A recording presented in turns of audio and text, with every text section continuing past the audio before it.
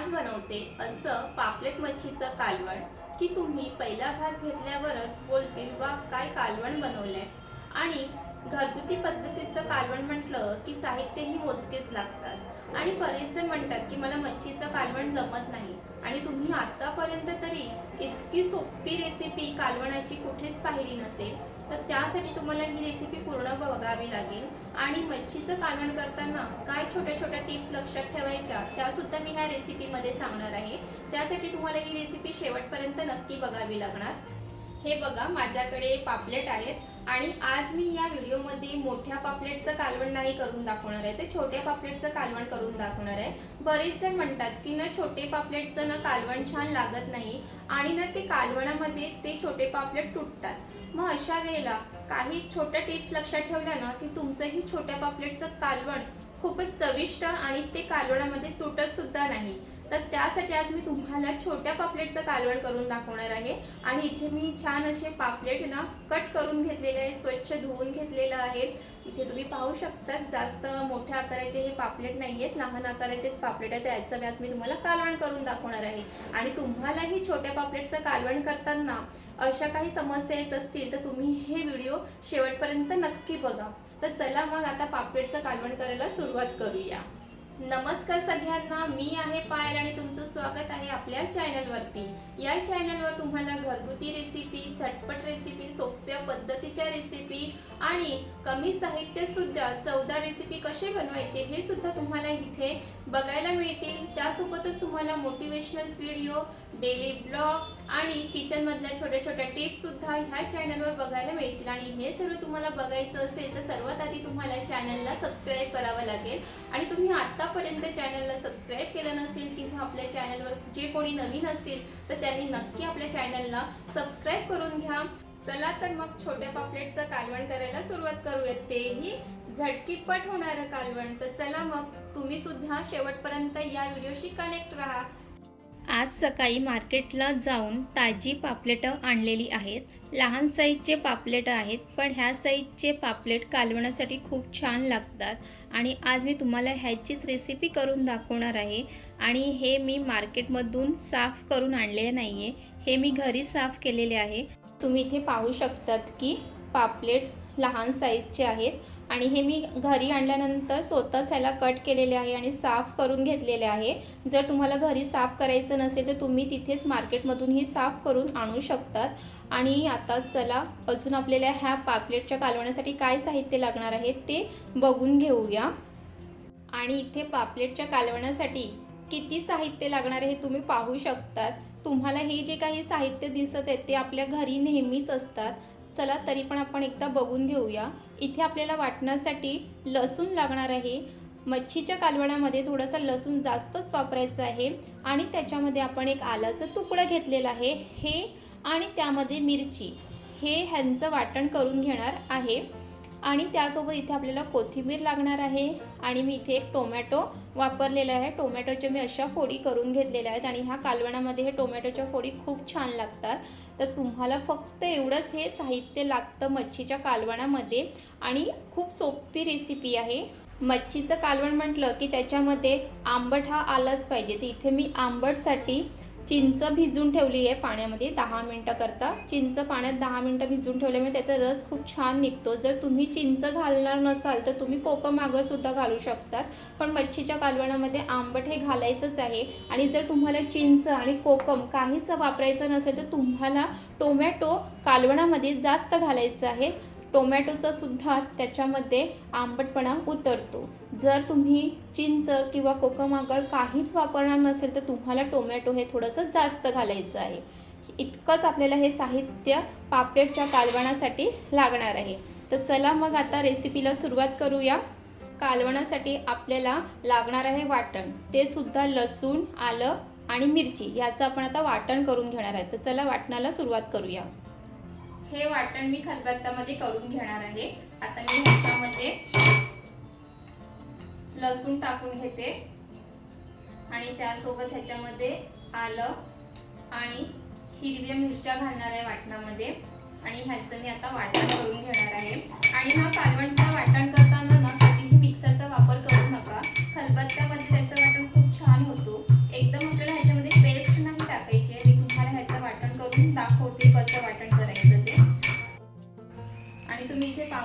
की आपलं वाटण खलबत्त्यामध्ये झालेलं आहे आणि कालवण्यासाठी असं वाटण हे तयार करायचं आहे। मिक्सरमध्ये लावलं तर ते एकदम बारीक होऊन जाते आणि कालवण्यासाठी कधीही बारीक वाटण वाटू नका। असं वाटण ठेवलं तर कालवण्याला खूप छान चव येते।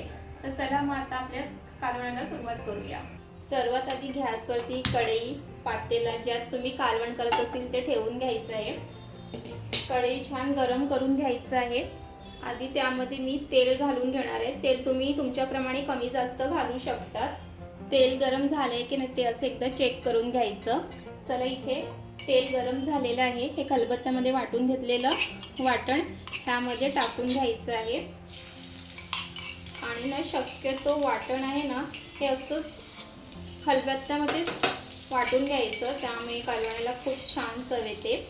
लसूण, हिरवी मिरची आणि आलं हे वाटण तेलात छान परतून घ्यायचं जोपर्यंत याचा कच्चापणा निघून जात नाही आणि छान सुगंध येत नाही। मच्छीचं कालवण चविष्ट होण्यामागचं सगळ्यात मोठं कारण हेच वाटणच असतं, म्हणून वाटण थोडंसं जाडसर ठेवा आणि ते तेलात नीट परतणं खूप महत्त्वाचं आहे आणि ही मच्छीच्या कालवणाची खास टीप आहे। वाटण छान परतून झाल्यानंतर त्यामध्ये टोमॅटो आणि हिरवी मिरची घालायची आहे। ती आता मी टोमॅटो घालून घेते आणि त्यासोबतच ह्यामध्ये हिरव्या मिरच्या सुद्धा घालणार आहे। आता इथे टोमॅटो घातलेले आहेत। मला मच्छीच्या कालवणात टोमॅटोच्या फोडी खायला खूप आवडतात, म्हणून मी टोमॅटो जास्त बारीक फोडत नाही। पण जर तुम्हाला टोमॅटोच्या फोडी आवडत नसतील तर ह्या ठिकाणी तुम्ही टोमॅटोची प्युरी सुद्धा वापरू शकता। दोन्ही पद्धतीने कालवण छान चविष्ट लागतं। त्यानंतर मी ह्याच्यात घरातले सगळे मसाले टाकून घेणार आहे। तर चला मी सगळ्यात आधी घालणार आहे ह्याच्यामध्ये चवीप्रमाणे मीठ, हळद घालणार आहे आणि हा घरगुती मसाला आहे। मी वाटणामध्ये मिरचीचा सुद्धा वापर केलेला आहे, तर त्यामुळे त्याप्रमाणेच मी ते घरगुती मसाल्याचा वापर करणार आहे आणि काश्मीरी मसाला घालणार आहे जो आपल्या कालवणाला खूप छान रंग येतो, ते घालणार आहे आणि त्यानंतर ते एकदम तेलामध्ये छान परतून घ्यायचं आहे आणि हे सर्व तुम्हाला मंद आचेवरच करायचं आहे। 1 मिनिट ते छान तेलामध्ये व्यवस्थित परतून घ्या। मसाला आता छान परतून झालेला आहे। आता त्यामध्ये एक एक करून पापलेट घालते। पापलेट मसाल्यात घालताना खूप हलक्या हाताने मिक्स करून घ्या। जास्त जोरात किंवा पटकन हलवलं तर पापलेट तुटू शकतात, कारण हे पापलेट लहान साईजचे आहेत आणि कोणतीही मच्छी असो कालवण करताना मच्छी मसाल्यात नेहमी हलक्या हातानेच मिक्स करायची। ही मच्छीच्या कालवणाची एक खास टिप आहे आणि इथे पाहू शकतात की सर्व पापलेट मसाल्यामध्ये छान मिक्स करून झालेले आहेत। त्यानंतर मी चिंच पाण्यात साधारण 10 मिनिटं भिजवून ठेवली होती, म्हणून बघा कसं चिंचेचा रस खूप सहज निघतोय। तुम्ही मच्छीच्या कालवणात चिंचेचा आंबट घालता की कोकम आगळ हे नक्की कमेंट्स करून सांगा। इथे चिंचेचा रस निघालेला आहे। आता तो कालवणात घालते आणि हलक्या हाताने मिक्स करून घ्यायचं आहे। चिंचेचा आंबट घातल्यानंतर लगेच पाणी घालायचं नाही, असं झाकून ठेवून साधारण 5 मिनिटं वाफ काढून घ्यायची, म्हणजे कालवणाची चव खूप छान येते।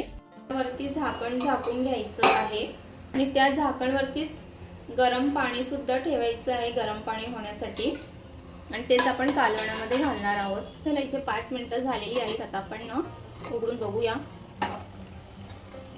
हळूच उघडा। आता झाकण काढून बघूया की कसं छान आंबट मसाल्यात मुरलेलं आहे। या टप्प्यावर कालवणाला खूप मस्त सुगंध येतो आणि कालवण करताना कधीही आंबट घातल्यानंतर लगेच पाणी घालायचं नाही। आंबट घालून एक 5 मिनिटाची वाफ काढून घ्यायची आणि इथे बघू शकतात की आताच कालवणाला खूप छान रंग आलेला आहे। आता यामध्ये गरम पाणी घालून पुन्हा साधारण 5 मिनिटं झाकण ठेवून वाफ काढून घ्यायची आहे। गरम पाणी वापरण्याचं कारण असं की मच्छीच्या कालवणामध्ये थंड पाणी टाकल्याने ती अचानक सेल होऊन तुटण्याची शक्यता असते। चला आता झाकण काढून बघूया। पाहू शकतात की पापलेट लहान साईजचे असले तरी कालवणात अजिबात तुटलेले नाही आहेत। रस्सा पण छान घट्ट आणि चमकदार दिसतोय, म्हणजे गरम पाणी वापरणं आणि हलक्या हाताने मिक्स करणं ही पापलेट मच्छीच्या कालवणाची खास आणि महत्त्वाची टिप्स आहे। आता शेवटी थोडासा गरम मसाला टाकते। गरम मसाला टाकल्यानंतर परत साधारण 2 मिनिटाची झाकण ठेवून वाफ काढायची। याचं कारण असं की गरम मसाला थेट उघड्यावर ठेवल्यास त्याचा कच्चापणा राहू शकतो, पण वाफ काढल्यामुळे मसाल्याचा सुगंध छान येतो आणि कालवणाला एकदम छान चव येते। म्हणूनच गरम मसाला नेहमी शेवटी आणि थोडी वाफ देऊनच घालायचं। ही मच्छीच्या कालवणाची खास शेवटची टिप्स आहे आणि मी प्रत्येक रेसिपीमध्ये अशा छोट्या छोट्या टिप्स देत असते, जेणेकरून तुमच्या रेसिपी ह्या पहिल्याच प्रयत्नामध्ये परफेक्ट झाल्या पाहिजे आणि ज्यांना मच्छीचं कालवण करायला जमत नाही तर तुम्ही अशा सोप्या पद्धतीने झटपट चविष्ट कालवण बनवू शकतात. आणि ते पाहू शकतात की आपलं मच्छीचं कालवण म्हणजे पापलेटचं कालवण हे बनवून तयार झालेलं आहे. आणि ते तुम्ही पाहू शकतात की पापलेट साईजने छोटे होते तरी पण ते कालवणामध्ये कुठेच तुटलेलं नाही आहे. तर अशा पद्धतीने तुम्हाला छोट्या पापलेटचं कालवण करायचं असेल तर ह्या सगळ्या टिप्स तुम्हाला फॉलो करायच्या आहेत. चला तर मग मी तुम्हाला दाखवते की साईजने छोटे असलेले पापलेट आपल्या कालवणात हे तुटलेले नाही आहेत. जाड रस्सासुद्धा झालेला आहे. जाड रस्सा आणि चविष्ट असा कालवण बनून तयार आहे. त्यानंतर शेवटी भरपूर अशी हिरवी कोथिंबीर घालून घ्यायची आहे. कोथिंबीर टाकण्याचं कारण असं की कालवणाला छान चव येते, सुगंध पण छान येतो. आणि हे पापलेट मच्छीचं कालवण भाकरीसोबत, चपाती किंवा साध्या भातासोबत खूप छान लागतो. घरात जे असेल त्यासोबत हे कालवण तुम्ही नक्की एन्जॉय करू शकतात. आणि तुम्हाला असं गरमागरम चविष्ट पापलेटचं कालवण जास्त कशासोबत खायला आवडेल हे नक्की कमेंट्स करून सांगा. आता बघा पापलेट मच्छीचं कालवण किती छान तयार झाले ना. रस्सा पण एकदम तोंडाला पाणी सुटेल असा आहे, ना फार घट्ट ना फार पातळ. आणि तुम्ही सुद्धा अशाच पद्धतीने एकदा करून बघितली ना की तुमची ही रेसिपी खूप छान कालवण बनवून तयार होईल. जर ही रेसिपी तुम्हाला आवडली असेल तर व्हिडिओला लाईक करा. अशाच घरगुती रेसिपीसाठी चॅनलला सबस्क्राईब करायला विसरू नका. आणि पुन्हा भेटू अशाच एका सोप्या रेसिपीसोबत.